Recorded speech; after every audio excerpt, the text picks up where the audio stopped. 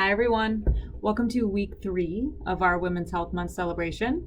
As you know, this week was all about abdominal surgeries, which is a topic that is near and dear to my heart, as I had a total colectomy and spent 6 months with a ileostomy bag about a year and a half ago. So I know just how tough this rehab can be and just how much you go through after something like this. So without further ado, our first question is,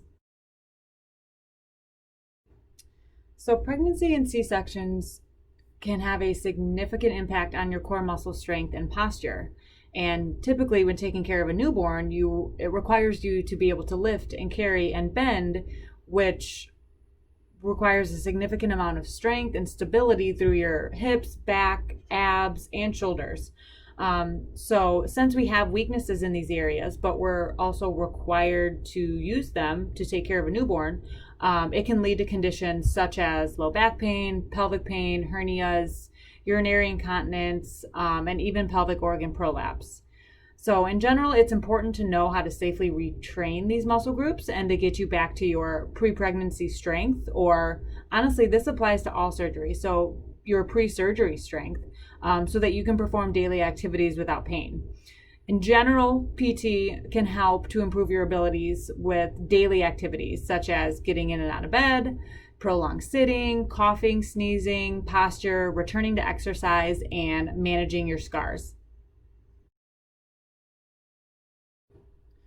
So first I want to start with what exactly is a hernia. So a hernia is when an organ pushes through a weakened muscle or tissue that is normally holding it back.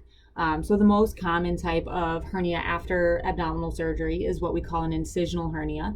So it occurs right near where your abdominal incision is.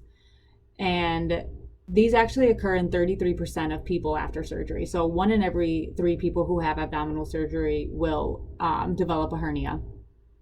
And this is a result from that weakening of the abdominal wall. So that incision is what we would consider the weakening of the abdominal wall. And then it just doesn't have time to return to its normal strength before stress is put on it. Stress would include returning to exercise too soon, or doing too strenuous of exercise. So essentially too much too soon can result in this considerable weight gain because it's just excess pressure on that weakened abdominal wall, and also becoming pregnant, or even just bearing down when you go to the bathroom frequently, because that'll put pressure on that weak abdominal wall as well. These hernias are most common 3 to 6 months after surgery, but they can actually happen anytime afterwards. Absolutely. So the purpose of PT after abdominal surgery is to improve core strength, to prevent conditions like hernias, urinary incontinence, low back pain, pelvis pain, and pelvic organ prolapse.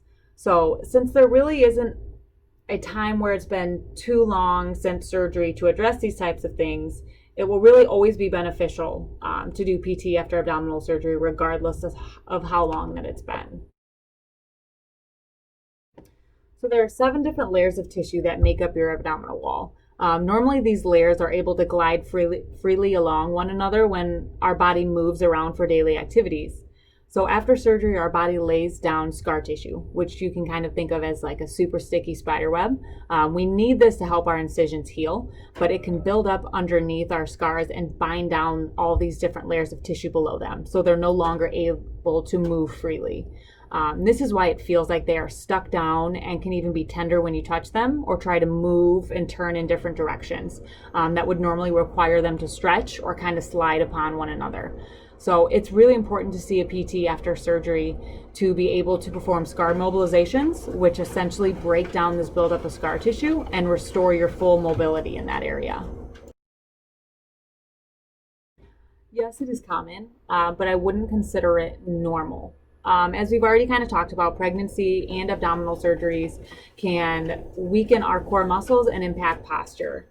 So weakened core muscles plus poor posture can put repetitive strain on your low back with just your daily activities, and this results in chronic low back pain.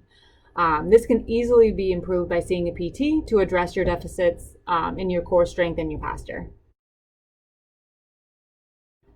Everybody is different. There are so many variables that can affect the rate at which a person heals after surgery that there's really no one size fits all kind of answer for when it's safe to return to exercise and what kind of exercises you should be doing. In general, start slow. Begin with just going for walks, progressing this as you are able to, whether that's distance or time. And most people will actually have a lifting restriction of less than 10 pounds for the first 4 to 6 weeks. It's really important to see a PT after abdominal surgery to identify your specific deficits and to make sure that you're even safe to return to exercise in your where you're at currently. They will also give you the correct progression of exercises to strengthen your core so that you make sure that you don't do too much too soon, as we discussed earlier, which can put you at a much higher risk for developing an incisional hernia. All right, that wraps up week 3. Thank you everybody who submitted questions. We have one more week to go, so stay tuned for Monday for our last topic to come out. And I will leave you guys with another quote because it's fun and I've already done it for the first 2 weeks, so I've got to keep the streak alive.